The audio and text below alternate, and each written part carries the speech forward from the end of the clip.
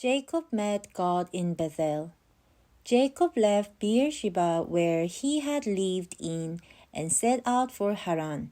Where he reached a certain place, he stopped for a night because the sun had set. Taking one of the stones there, he put it under his head and lay down to sleep. He had a dream in which he saw amazing thing. "Wow, what a long ladder! It sets up on the earth, and the top of it reached to heaven.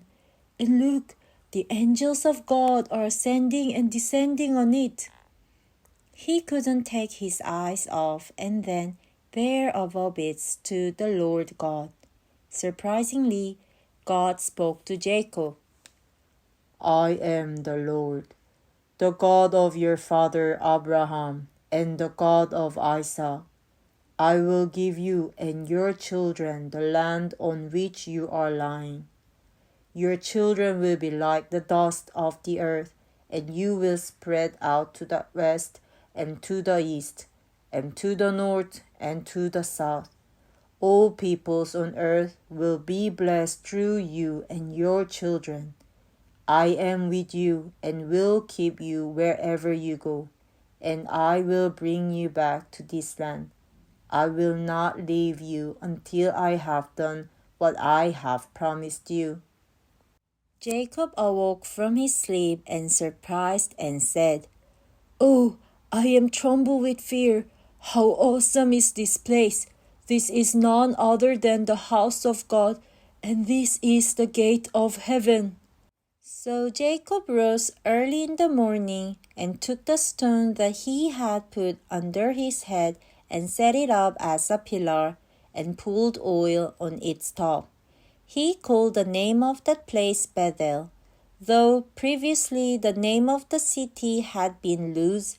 Then Jacob made a vow, saying, "If God will be with me and will keep me on this journey that I take, and will give me food to eat and clothes to wear, so that I return safely to my father's house, then the Lord will be my God, and this stone that I have set up as a pillar will be God's house.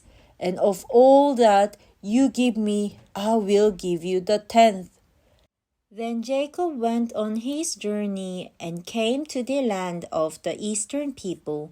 There he saw a well in the field with 3 flocks of sheep lying near it, because the flocks were watered from that well. The stone over the mouth of the well was large. At that time, when all the flocks were gathered there, the shepherds would roll the stone away from the well's mouth and water the sheep. Then they would return the stone to its place over the mouth of the well and move on. So Jacob wondered where they came from. "Hello, shepherds, my brothers, where are you from?" "We are from Haran." "Oh, do you know Laban, Laur's grandson?" "Yes, we know him." "Is he well?" "Yes, he is. Oh, look, here is Rachel, his daughter, coming with the sheep." "Oh, I see. Thanks for letting me know. Now the sun is still high. Water the sheep and take them back to pasture." "We can't until all the flocks are gathered and the stone had been rolled away from the mouth of the well. Then we will water the sheep." While he was still talking with them, Rachel came with her father's sheep. When Jacob saw Rachel, he went over and rolled the stone away from the mouth of the well and watered his uncle's sheep. Then Jacob kissed Rachel and began to weep aloud. "Who are you?" "I'm the relative of your father and the son of Rebekah." So she ran and told her father. As soon as Laban heard the news about Jacob, his sister's son, he hurried to meet him. He hugged and kissed him. "Uncle Laban, it's me, Jacob." "Jacob, my boy, you are welcomed here.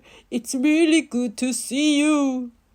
Laban brought him to his home, and there Jacob told him all these things. Then Laban said to him, "You are my own flesh and blood." After Jacob had stayed in the house of Laban with Rachel, tending the sheep and working, when Jacob awoke from his sleep, he thought, "Surely the Lord is in this place, and I was not aware of it." He was afraid and said, "How awesome is this place! This is none other than the house of God. This is the gate of heaven."